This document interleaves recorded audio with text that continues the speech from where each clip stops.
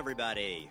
And thank you all very much for coming as we start to really kick off an effort that has been incredibly important in the District of Columbia. Fortunately, really this month, the mayor has had an opportunity to talk about affordable housing really all over our city. It started with actually a press conference that she had down the street that talked about some of the changes that Congress has been proposing around the tax bill and the efforts that she and her administration and many of the agencies that do affordable housing in the District of Columbia were taking to proactively take steps to ensure that affordable housing financing was going to be available in the District of Columbia. That then led into two ribbon cuttings, one that was in the West End and one that was located on Capitol Hill, that really highlighted the number of affordable housing units that we are creating literally all over the city. And so very happy that we are now back to talk a little bit more about how we are transforming neighborhoods while also being mindful of creating affordable and increasingly home ownership, but affordable opportunities all over the city. I'd like to personally thank many members of the Deputy Mayor's Office for Planning and Economic Development team. We'll hear a little bit from the Director of the Department of Housing and Community Development, Polly Donaldson, who will talk a little bit about the efforts that her team has had, as well as the Director for DC's Housing Finance Agency, Todd Lee, who will be up to speak a little bit more. I think that one of the other things that I'll just highlight as we talk a little bit about what we're calling sort of vacant to vibrant, taking many of the vacant parcels, vacant properties that are located right now in the Department of Housing and Community Development's portfolio, and thinking creatively about how we can approach putting those back into productive use. There's sort of three tenets that we have been trying to highlight as it relates to that transformation. One is that we want to make sure that we're providing more affordable housing, in particular for our workforce needs in the city. We know that we have the Housing Production Trust Fund, which has been a great asset that really focuses a lot of financial resources on area median incomes between 0 and 50% of AMI. One of the challenges that I think large cities have is that it's not just at those lower levels that we need to be thinking about, but we've got workforce needs in the city. We've got fire, we've got police, we've got regular folks like myself who also need housing. And so this opportunity that we have here is going to be able to create more affordable housing, particularly at those workforce levels. The second one is providing economic opportunity for small businesses. One of the things that I think that the Director, Polly Donaldson, will talk about is this effort will also enable lots of small businesses around the District of Columbia to take advantage and to have new business opportunities. And the final one is helping to create additional green space in communities all across the country. I know that we have a relationship with Casey Trees that the Director will talk about a little bit later that has been one of the opportunities, one of the ways of implementation that we are thinking about that I think really provides a great opportunity for additional green space. Again, this is really about transforming neighborhoods more than anything else, taking those vacant parcels and making them more active. I know that we eventually will be, I think, we eventually will have Councilmember Anita Bonds, who will come to speak as well. I know that she has been a prominent supporter and right on cue. She's been a prominent supporter of affordable housing in the District of Columbia, and I'll at least let her take her jacket off before I ask her to come up here. But again, this program is really going to be focused around 40 or so vacant sites and transforming those 40 vacant sites into active use. We think that at its total, those 40 sites will be transformed into about 70 affordable, primarily home ownership opportunities that literally will be located all across the city. There is a great number of those properties, however, that are going to be located in wards 7 and 8, and so the opportunities for workforce affordable home ownership opportunities 7 and 8, I think, makes this an extremely extremely interesting and extremely creative way that we've been thinking about putting units back into productive use. With that, I'd like to welcome up Councilmember Bonds, who has been not only a champion around affordable housing, but I believe that she's been at each and every one of those events that I mentioned earlier that focuses on the efforts that we are doing around affordable housing throughout the city. So with that, I'd like to welcome up Councilmember Anita Bonds. Thank you very much. Thank you, everyone, and good morning. We might have a little snow, but do we care? We know that this is about getting some very important work done this morning. Well, I want to wish everyone a happy holiday and just start off by saying and acknowledging our mayor, Muriel Bowser, and thank her for her continued support of our mission to increase opportunities for our residents to enjoy longevity in this community through access to affordable housing. I know in some neighborhoods it might seem that that's a term that we don't really quite understand when the rents continue to rise and when the cost of ownership for a unit exceeds $500,000. But affordable housing is the goal of this thriving community. And so we try our best to do all that we can to make it a reality. I also want to acknowledge the efforts and leadership of the supporting agencies, DACD and the Housing Finance Agency. I know you've given them a round of applause, but please give them a round of applause again. Because those are the agencies that have to put up with our little concerns, our issues, our complaints, and try to make it right, to keep it from the top of the tier, from the deputy mayor and from the mayor. So it is important that we acknowledge the work that they do. I stand here proud before you to show support for this 6-step plan. This project will immediately house as many district workers as it can, provide the necessary green space and amenities for their families to feel at home in the community, and revitalize the local economy. I am proud of the long-term impact that this project will have on the morale of our city and our people. The project sends a message that the district government not only cares about its residents and is willing to invest what is necessary to not only lift residents out of tough situations, but your government works to ensure that your feet are firmly planted on solid and well-constructed foundation of housing. Today's announcement will have and give our many families, hopefully, a new sense of stability with opportunity not just grow, but to flourish and contribute greatly to our community. Once again, I applaud the mayor, I applaud the agencies, and I applaud our government, and most importantly, I applaud you, citizens, for continuing to have faith in all that we try to do. You know this is a tough deal, and you know that it's all about dollars and cents. And so with that, I'll take my leave. Thank you. Thank you. Thank you, Councilmember.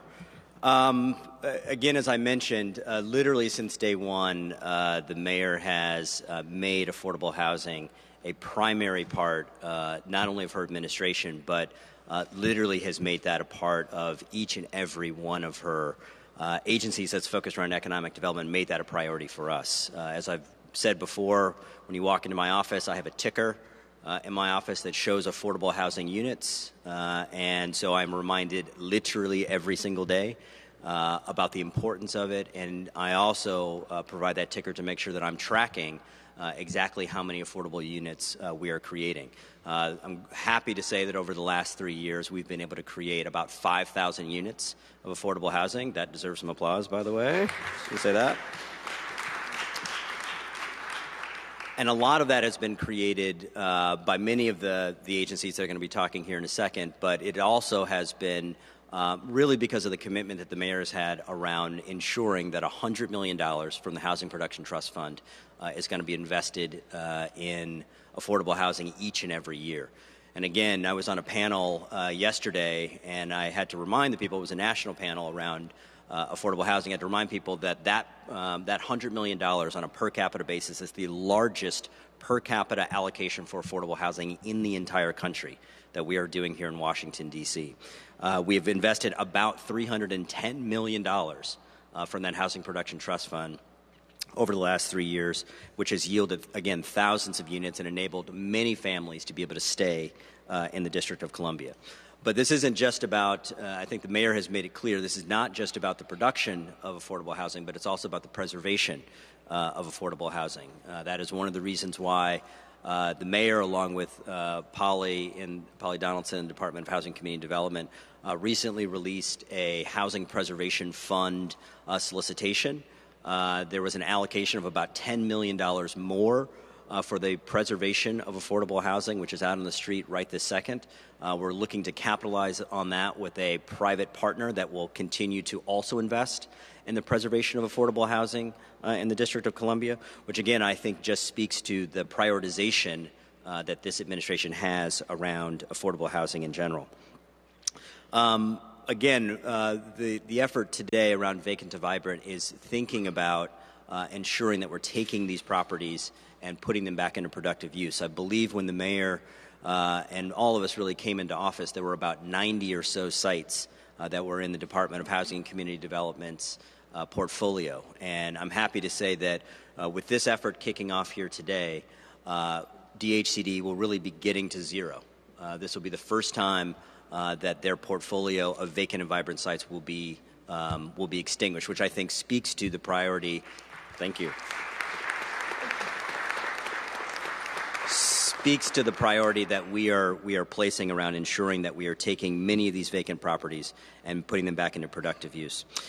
With that, I'm going to call up Polly Donaldson, our Director of Housing and Community Development, to talk a little bit more about some of the specifics of our initiative here today, and also we'll provide a little bit of an update in terms of milestones about the opportunities that are going to be created, not just for people to be able to buy homes, but the business opportunities that will also be created. Great. Thank you. Thank you. Good morning, everybody. I am delighted to be here. I appreciate Deputy Mayor Kenner's introduction and also review of all the major vision and initiatives of Mayor Bowser in the affordable housing area. D.C. is recognized as a leader, a national leader. We actually were awarded the Urban Land Institute Larson Award for the efforts that we are making both in terms of production and preservation of affordable housing. But there's more, meaning we are doing more in the home ownership area, in ending homelessness, linking affordable housing to our Ending Homelessness Homeward D.C. plan, but also, and this was a fifth priority that the mayor gave me, but one that I think is not only why we're here today, but very important, is to address our vacant and blighted property concerns in our neighborhoods. We did inherit 90 sites.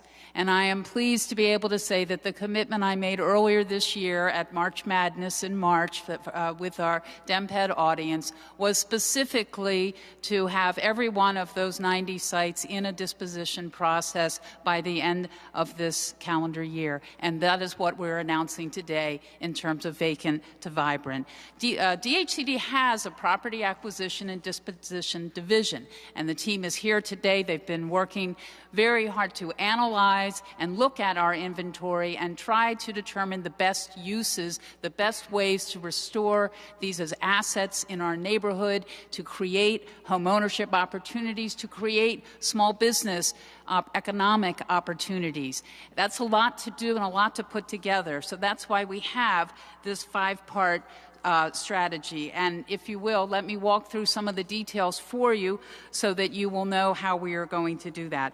35 of the sites are going to be auctioned off in an auction by Alex Cooper Auctioneers, and they will be a professional auction company, and these will be developed into workforce housing. That auction will go live in January as an online auction and will be the opportunity to bid on those 35 sites as well.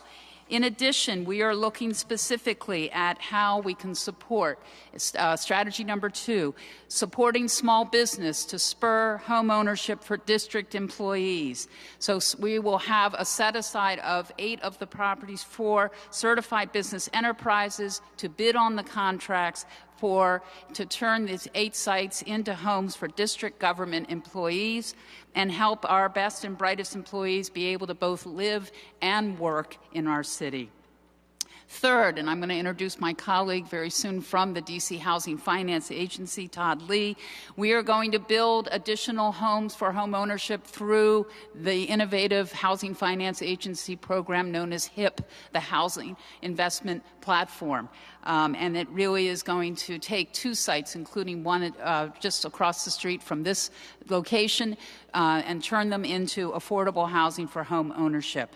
But that's not all, because we have properties in the inventory where building housing is not necessarily the best solution, but we want to make sure these properties become assets in the communities. And so we are partnering with Casey Trees to create green space where there are heritage trees on sites. We want to preserve the green space in neighborhoods and make sure they're cared for and stewarded for many years into the future.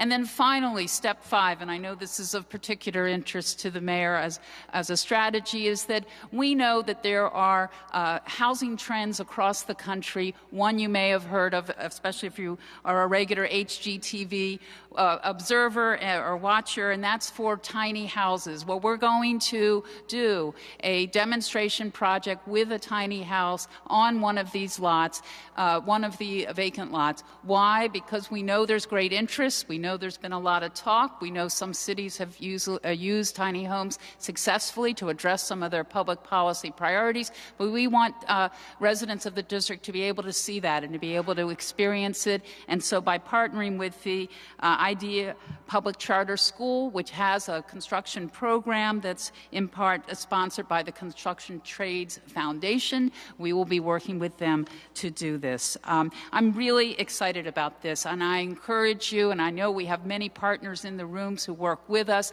I see several of our nonprofit partners, including MANA. I see Mikasa in the back. I see the Development Corporation of Columbia Heights. I know there are others as well.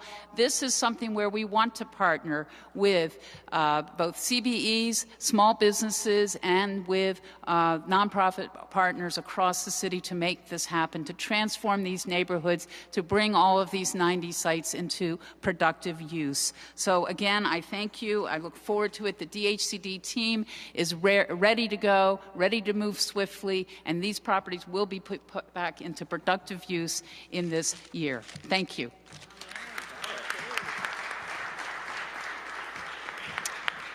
Thank you, Polly. I know that she thanked a lot of the partners that we have here, and again, without their support, it would be very difficult, impossible for us to be able to meet the mission that we have to provide additional affordable housing opportunities throughout the city.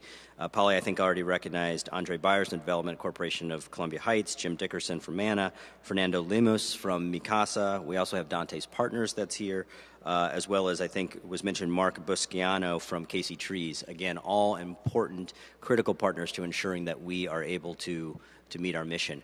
I know I also forgot to mention many of the Deputy Mayor's Office for Planning and Economic Development people who have spent a tremendous amount of time to ensure that this also was a success.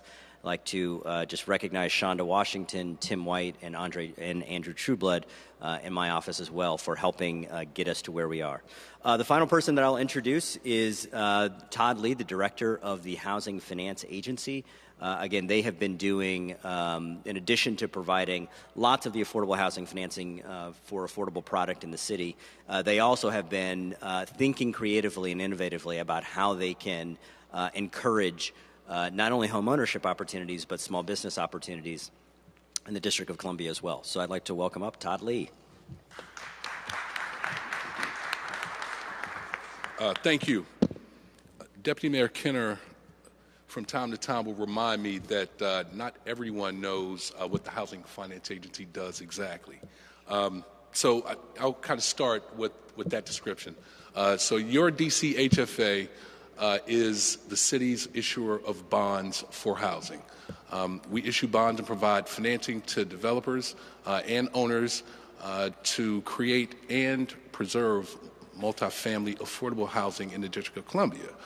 Our agency also allocates 4% low-income housing tax credits. All of that together is what goes into leveraging the $100 million housing production trust fund investment, that Mayor Bowser makes annually and that DHCD administers. But under Mayor Bowser's leadership and the support of our board and of the council, we've been given a task to be more bold. And in response to that, this summer, DCHFA launched the Housing Investment Platform, or HIP. That is our agency's vehicle for housing finance innovation, and it provides capital outside of our traditional bond and tax credit business, to support affordable housing development and preservation, retain talent and empower our residents, and to improve access to capital and funding opportunities for our local entrepreneurs and emerging development community. The first initiative that we launched under HIP was our single-family investment fund. The single-family housing fund invests in partnership with local developers to produce affordable, workforce, high-quality housing throughout the District of Columbia. The first project that we closed is back in June on Elvins Road, where we are actually wrapping up the new construction of 5 very high-quality townhomes, affordable, to the district's workforce, first responders, school teachers, and other staff. We actually partnered with that brother right there, Harvey Yancey of H2 Development, and he's doing a really, really good job of, bringing those houses online. One of the steps of Mayor Bowser's Vacant to Vibrant 2 is for DCHFA to acquire 2 of the existing sites owned by DHCD and transform them into 10 high-quality units of workforce for-sale housing in partnership, with one of our development partners, such as an H2, led by Harvey. DCHFA is very proud to play a role in this initiative. HIP is, Vacant to Vibrant is exactly the type of initiative that HIP was designed to support. And I want to thank Mayor Bowser for her leadership. I want to thank DHCD for coming up with such an innovative plan to dispose of these assets. I want to thank our board for allowing us to be bold. And at this point, I want to acknowledge some of the DCHFA team members that are here today who worked to develop not only HIP, but also our single-family pilot, and who's also been working with the Deputy Mayor's Office and DHCD in order to really create a role for us in this initiative. Christopher Donald, Christopher Miller, and Kosi Bradley and Risha Williams are here, and I want to thank them for joining us this morning. Also want to acknowledge our board chair. I see you back there, Mr. Benite. Again, we are very happy that we're allowed to play a role in this, and I really can't wait to break ground and give away keys to the homeowners who will eventually occupy these sites in their brand new homes. Thank you.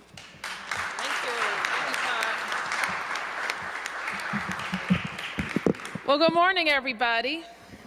That's great news, right?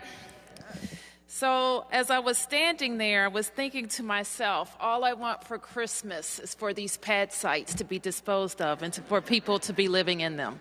That's a good Christmas wish, isn't it?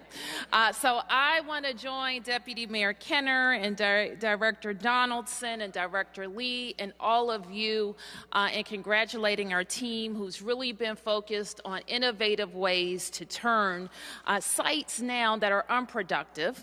They may be vacant. they may be blighted, they may just be empty, into housing for DC residents. And what we have to do, and in addition to all of the things that you just heard about, our commitment to the Housing Production Trust Fund, our commitment to ending homelessness, our commitment to finding more landlords to work with to house our residents, is that we have to use every bit of our power and property as a government to make sure we're finding ways to put people in homes. Now, I got to say, I've been at this for 10 years, first as a council member, now as your mayor, and we've never gotten these pad sites out quickly enough for me. Right, council member? But we have been focused on the last 3 years about changing that, making sure the processes are clear, transparent, but also that they don't take forever. So I asked the director to look at the sites, the 90 sites that we started the year with, make sure that we were able to have a clear vision for how they would go from vacancy to productive use for housing DC residents or serving another worthwhile purpose for the residents of the District of Columbia. So I think that we've identified some fantastic opportunities and ways to dispose of those sites. You heard Polly talk about an auction, and I'm sure the details of how that auction will be administered in January will be posted for everyone's use. You've heard about our focus on working with CBEs on part of this portfolio, and we're looking forward to hearing from everybody about how you want to work with us.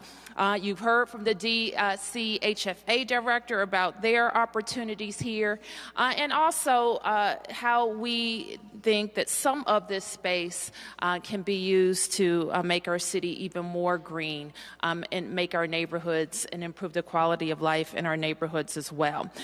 Some laughed when we talked about tiny houses, but I tell you, don't laugh. Because we have to figure out how to reduce the cost of building affordable housing.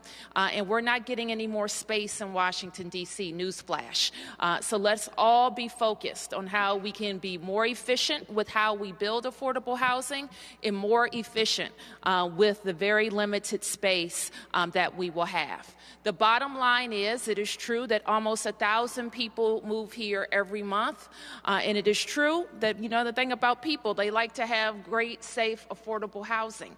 And in cities like ours, if we are going to keep on the very strong trajectory that we're on, we are going to have to meet the demand of everybody that moves here and everybody that lives here. That includes people that have incomes that are less than 30% of the median income or less than 50% of the median income, which the HPTF is focused on. It also includes young families who move here as singles, then they have kids and they want to buy a home, they want to find a place to live. It also includes senior citizens that have lived here their whole lives and want to make sure that they will be able to age in place all their days in Washington, D.C. So when we think about all the interventions and initiatives that we're making, we have to be focused on every person and every economic position and every place in their lives. And so that is what this focus is on. So what I want to tell folks, because I know that there are a lot of people here that may be interested in working with us on these projects. You should bid, you should apply if you're serious, like we are. You should bid, you should apply if you're ready to get to work. Because one thing I will insist on with DHCD, if any partner is chosen that can't deliver, we're going to find a way to end that relationship. And that has been part of the history of some of these programs, and we're not going to do that. So if you're with me and you want to deliver some affordable housing, let me hear you. I don't know. I don't hear them. I'm ready. And I'm excited that we're approaching this in an innovative way. There's a lot of interest, not only among people who are looking, but around people who want to produce affordable housing. So I'm going to ask the team to step up to answer all the hard questions, and I'll take press questions first and then any other questions. Okay, any questions? Yes. Please identify yourself, ma'am. I'm Pat. I'm from the Middle Justice Project. And Polly also mentioned that all of the properties in the portfolio are in a process of disposition. So is there a time frame for that, for the properties to be developed? When can we see actual Sure. What Polly actually said is about half of the 90 sites are already in some process, and we're talking about the balance of those sites about to begin a disposition process. And so let me turn to Polly to talk about our expected timeframes. Great. Thank you. Thank you, Mayor. For each of these, we are focused on moving as swiftly as possible. So the auction marketing and outreach begins today, and there will be links to our website and links to be able to access that. And the actual auction will be in January 18th. That's when the auction will begin. 5 days, online auction. Mr. Cooper is here from Cooper Auctioneers, and who will be working with us on making sure that this runs as smoothly as possible. The CBE procurement, the set-aside for certified business enterprises, we are actually going to be releasing a bid via IDIQ on December 20th and on January 18th. We're doing it in two phases. There will be a pre-bid conference in December, and the bids will close at the end of December. So you can see we're looking to move very swiftly. With Casey Trees, we've already signed a right of entry, and we are looking to do easements and other land transfers by the end of this calendar year. In December, HIP already has their, Todd's right here. The DCHFA has already released their RFQ for developers to work on their 2 sites. It's on their website. You can access it there. And that's going to close by January 5th. Is it? Yes, January 5th. So again, you can see the time frame there. We understand the urgency and we understand the need to be able to move. And then the tiny house, we're looking to solidify the partnership and memorialize it by the end of this calendar year with IDEA Public Charter School and the foundation, and work will begin early in the new year on that. So those are those steps for these strategies particularly. Mayor? Yes. Hi, my name is Marissa Gentry. I'm a principal for Luxury, the real estate company, and my question is more about the tiny houses. So I'm very familiar with HGTV and everything else, but are those houses going to be within a certain area, or are they just going to be scattered around the district in Ward 7 and 8 that you discussed? Well, I think that we're looking at a demonstration at one site. At one site. And then we're going to figure out what we learn from that. Okay, thank you, everybody. Thank you, Mayor. You're welcome. We're going to do it.